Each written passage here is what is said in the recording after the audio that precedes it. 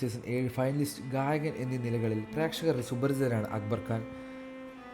മലയാളം ചാനലിലെ സംഗീത reality show ആയ സരിഗമപ കേരളത്തിലെ ഒരു മത്സരാർത്ഥിയാണ് ഈ ഗായകനെ മലയാളികൾ ആദ്യം കാണുന്നത്. നിരവധി ടെലിവിഷൻ ഷോകളിൽ ഭാഗ്യമായി.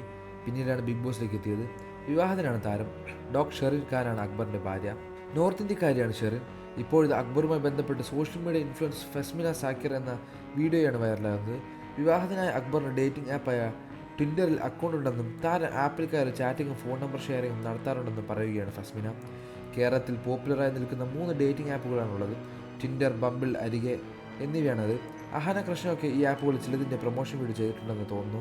ഫസ്മിന പറഞ്ഞു തുടങ്ങി. നിങ്ങൾക്ക് എല്ലാവർക്കും സുപരിചിതനാണ് ബിഗ് ബോസ് മലയാളം സീസൺ 7 മത്സരാർത്ഥിയായിരുന്ന ഗായകനായ അക്ബർ ഖാൻ. വളരെ പോപ്പുലറായ ആളാണ്. ഞാൻ പുള്ളിയുടെ ഫാനൊന്നുമല്ല, പക്ഷേ ബിഗ് ബോസ് പുള്ളിയുടെ ഗെയിം എനിക്ക് ഇഷ്ടമായിരുന്നു. പുള്ളിയുടെ പാട്ടും ഇഷ്ടമാണ്. അക്ബർ, റന, ആദില, നൂർ തുടങ്ങിയവരായിരുന്നു ഇക്കഴിഞ്ഞ സീസൺ എൻ്റെ ഫേവറേറ്റ്സ്. എനിക്ക് അദ്ദേഹത്തോട് വ്യക്തിവൈരാഗ്യമൊന്നുമില്ല. അങ്ങനെയുള്ള സംഭവങ്ങളുടെ പേരിൽ ഞാൻ അയാളെ വീഡിയോ ചെയ്യുന്നതല്ല. അക്ബറിന് ട്വിറ്റർ പ്രൊഫൈലുണ്ട്. കഴിഞ്ഞ ദിവസം ഒരാൾ എനിക്ക് അയച്ചു തന്നതാണ് ഈ വിവരങ്ങൾ. ഈ അക്കൗണ്ട് ഫേക്കായി കൂടെയെന്ന് നിങ്ങൾക്ക് തോന്നാം.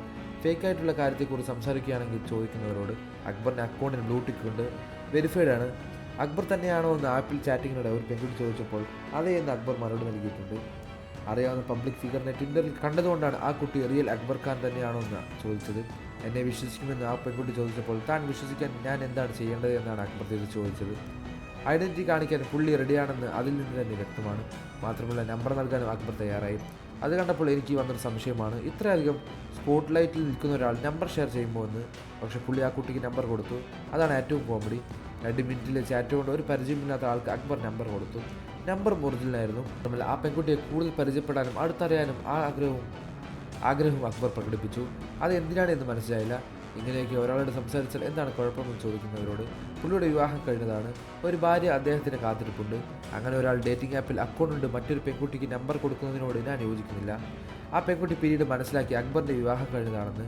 അതോടെ അക്ബറുമായുള്ള കോൺവെർസേഷൻ ഉടനെ തന്നെ അവസാനിപ്പിച്ചു. അഥവാ ആ പെൺകുട്ടി അക്ബറിൻ്റെ വിവാഹം കഴിഞ്ഞത് അറിയില്ലായിരുന്നുവെങ്കിൽ ആ ചാറ്റ് എവിടെ പോയി അവസാനിച്ചെന്നെ ഒന്ന് ചിന്തിച്ച് നോക്കൂ. കാരണം നമ്പർ വരെ പുള്ളി കൊടുത്തു. ഫസ്മിന പറഞ്ഞു. അക്ബർ നൽകിയ നമ്പർ റിയലാണോ എന്ന് അറിയാൻ അക്ബറിന് ഫസ്മിനയും മെസ്സേജ് അയക്കുകയും ഡേറ്റിംഗ് ആപ്പിലെ കാര്യങ്ങളെക്കുറിച്ച് അറിഞ്ഞുവെന്ന രീതിയിൽ സംസാരിക്കുകയും ചെയ്തിരുന്നു. പക്ഷേ അക്ബർ മറുപടി നൽകിയത് കൂട്ടായില്ല. എല്ലാ ചാറ്റിങ്ങിനെയും സ്ക്രീൻഷോട്ടുകളും ഫസ്മിന പങ്കുവച്ചു. കൂടുതൽ വാർത്തകളും വിശേഷങ്ങളും ഈ വീഡിയോ ലൈക്ക് ചെയ്ത് സപ്പോർട്ട് ചെയ്യുക.